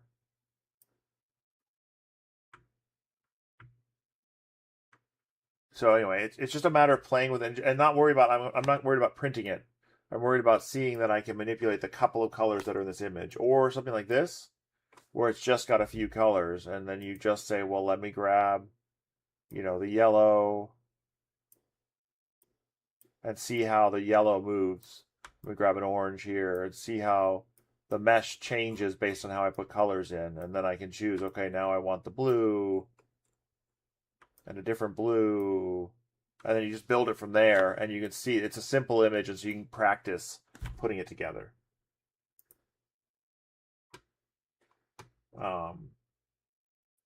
But it's about, so the mesh core, if you don't know this, the mesh core is about setting up your model. It's about deciding where all the parts of your model go, where all the colors are going to go. And the way to think about it is that you want to put it together in such a way that it's relatively easy to blend the colors. So that does require a little bit of understanding of how color blending works. And then, so it's relatively easy to figure out how to blend, what colors there are to blend. And then, oh, I see, that's going to be the face. So we're going to put this up here.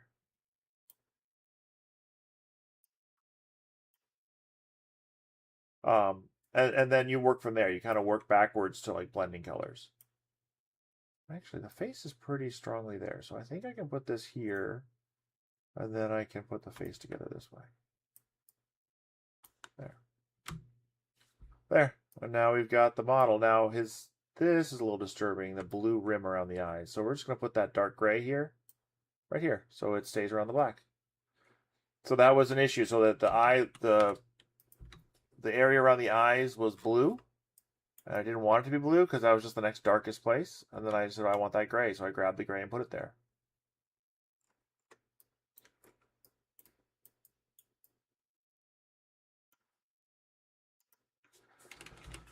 So this kind of image is a good one to practice on because it's relatively straightforward and easy to understand what's going on and how it's working.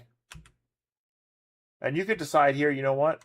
I don't need the popsicle to be on the background. These colors are all similar. I'm going to bring the popsicle up here, including this white.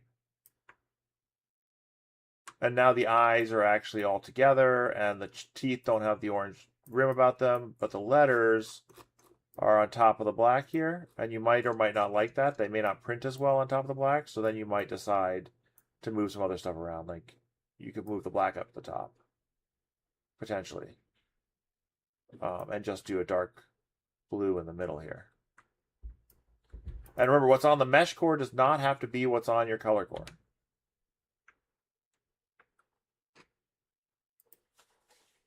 All right.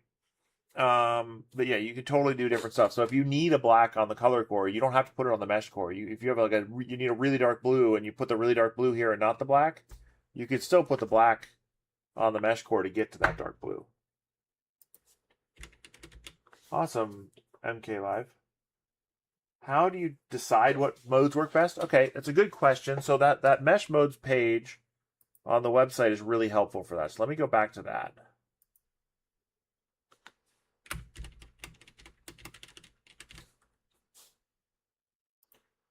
Okay, so these are how the four major modes work in HueForge. Standard combo here, it sees it as grayscale. It just sees it dark to light. So if all you really care about is the dark to light, if you're going to sepia tone it or you're just doing black and white, standard combo mode, definitely the way to go. There's an explanation here, tells you when not to use it, when it's good for. It does have great detail. The detail on standard mode is pretty unparalleled. And then it gives you some examples of what combo does and what the effect is. So each one of these pages says that. So then there's the color pop. It's separating color from grayscale. So there's a color region and a grayscale region. It talks about when to use it, when not to use it. So that's all kind of here, and what some of these controls do. And then shows what it would look like in different settings. And then color aware, and then color match, how they work. So I go through this. Generally speaking, it's either standard, color pop, or color match. Color aware almost never comes into the conversation. The only time for me right now that color match, color aware comes into the conversation is if I want to do a lithophane, I want to color drop it, and it's a really, really, really good split of red, green, and blue, or red and blue, or green and blue. Any two colors is fine. But that the split is really solid and clear. That's the only time I'm going to do it. I want a lithophane, so I want to invert both regions easily, and I'm going to color drop it. Like, that's basically the only time I'm looking at color aware. Otherwise, I ignore color aware entirely. And then color match so it's basically standard and color match most of the time. I normally do my color pop in color match, but every once in a while I'll do it in color pop. Adaptive layers so you could darken colors easier. I don't know what you mean by that. Why do you need adaptive layers to darken colors easier? You just add more layers. If I need a color to be darker, like if I need this, let's say I do this and I need this to be the dark blue, I can just add more colors and then it becomes a dark blue. Adaptive layers just means your layers are thicker. So that's the same as just adding more layers. You could put a height range modifier in there if you wanted, but I don't know. Maybe I'm not understanding the question correctly. It's totally plausible. If you want to follow, give me more details on what exactly you mean, I'd be happy to consider them.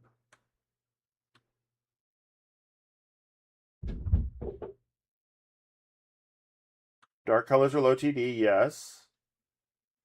What, you want to be able to go like really, really thin, like really, really thinner layers, like 0.02 millimeter layers for just a couple layers to get a couple of blended shades? Is that what you mean?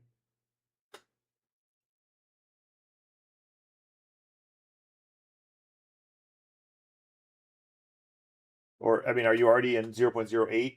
I would go to 0.04. I will say the Paramount 3D Black is a 1.5 TD black.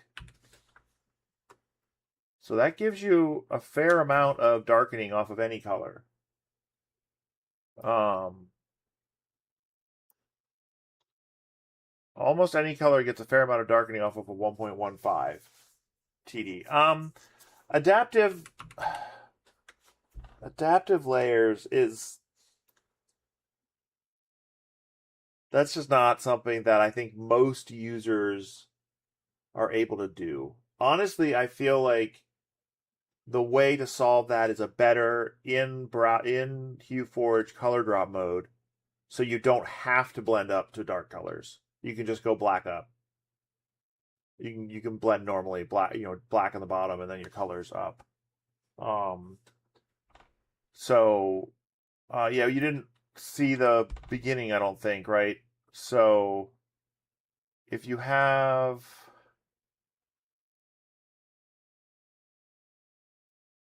gotta find, oh, actually, there's a color pop here. So this is not mine. I'm using this without permission. But really nicely made color pop, but you get all the, the edges here. And if you tried to blend up the bottom, you probably don't have the filaments for it, but you don't need it anymore because you can color drop it. And when you color drop it, you get rid of the gap, that extra white area, and you can do black color, dark, and you can blend your colors up repeatedly and not increase your print time that much, or your actually reduce your print time, and then also reduce the total amount of filament being used. So I think that honestly, you don't really need that ability as much. Just like in this image, it's not set up for it. This one does blend up to this dark green, and that is tricky to get that green to blend correctly and have the right dark greens and stuff like that for it. So I understand what you're saying, but I think what I would do at this point is I would just flip this over and make this black up so that the green is easy to get dark, and then black up, and then I would color drop it. If I flip this,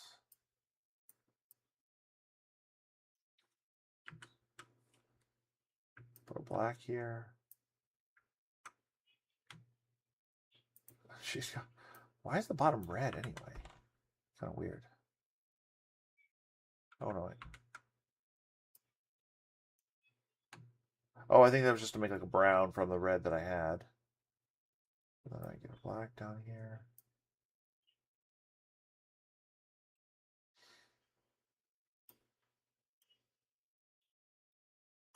And then you could, I mean, this isn't great, but then you could color drop it. And it would stack. But the problem is it's very hard to do the work in here because it doesn't look right while you're doing it. Oh, that's part of the problem here is that green. There we go. That's better.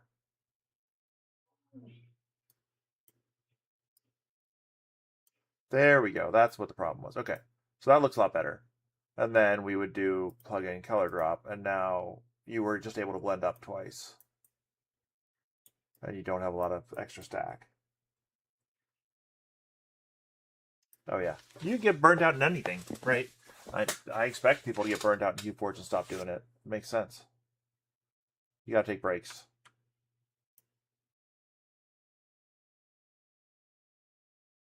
Oh, that's terracotta too. Okay. But yeah, so now you could color drop that, and now you don't need adaptive layers. You just blend up. You just blend normally from the black up, so you don't have to worry about needing to find some really dark green or something.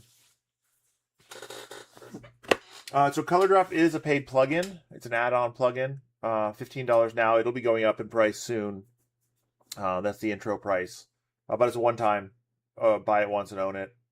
And it allows you to stack on top of shared colors. So if you look at this again, if I reset this is what the original color stack is like. Any of the same color. So I could take this opal green and do it too, but it doesn't look right because it's not really made for that. It's the opal green is barely green. It's just being used as shadow. So then here I come black on black, and now they're stacked. You see, I don't know if you saw that. If I come back here. So if I look here, there's this lip under here where it's white and then black, and I bring this down, and that lip goes away. Now you do need an MMU or an AMS. That's why it's a plugin. Anything that requires an MMU or an AMS is a plugin. But it actually ends up taking less filament and moderately more waste, like purge waste. But actually here I would swap to green, and I'd print green on both sides. And then I don't know how much red there is, but I may actually be printing terracotta and white at the same time. So I'm actually not necessarily swapping a whole lot more times. And then when it's done, I've printed so many fewer layers that it takes less time and actually uses less total filament. I actually should reprint this one in ColorDrop because that is pretty fire.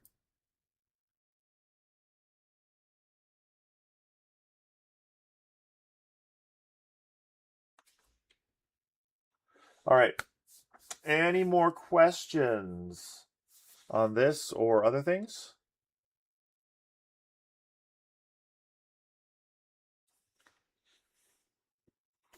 Any more questions? I think probably a lot of people have bounced at this point because we're going back and forth, but kind of going back over the old stuff that I talked about before. Oh, this is a perfect one to spot fix, by the way. Okay, one thing I will say, I've seen people have trouble with spot fix, and the people who have trouble with spot fix are the people who try to spot fix away a poorly done mesh core. And so you end up so there is a bug. There are bugs. SpotFix has some bugs, especially when restoring spot fixes in a file, but it's really especially when restoring spot fixes where there's hundreds and hundreds and hundreds of spot fixes, or like a ton of the image is spot fixed. The larger your spot fix region, the more pixels are spot fixed, the more likely there's an issue. There are bugs. Don't get me wrong. I'm not trying to say there aren't bugs. There are, and I'm going to try to fix them. But if you have tons of things in the wrong place, you probably need to rebuild your mesh core, not spot fix at all. Spot fixes is for things like this, where just right around the eyes here is the problem, and not everything else. That's really what spot fix is aimed at, where you can come in here and you can grab, just that region. And notice that region has stuff in the middle. Well, I could say, actually, you know what? Let's do this again. Let's delete that. You can delete it. And you come here and you can say, let's increase the selection radius. So there.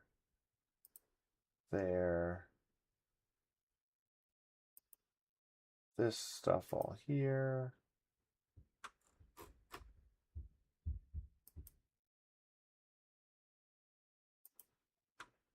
And then we can say, okay, now let's set it to the same layer as the rest of the eye. Hold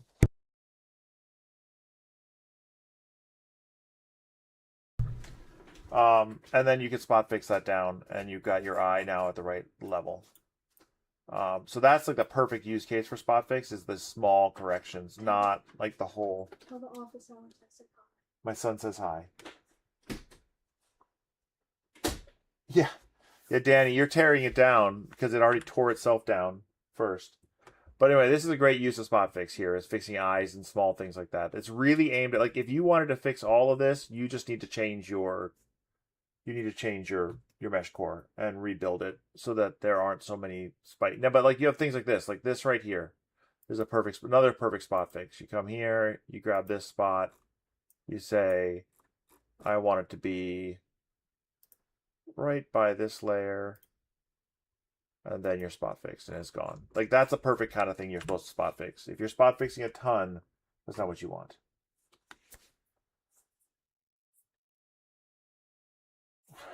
Awesome, MKY Live.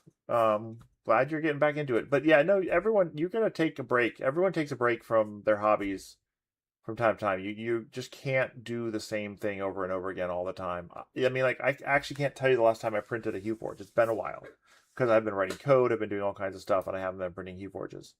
So you take breaks, you get on, you do other things. It's healthy. Don't only do HueForge, and you'll be a happier person. Oh, there we go. That change broke my spot fixes. So this change here changed the color match. What I did here, what did I do? Oh, I unchecked this legacy lab. Changed the color match enough that it broke my spot fixes. So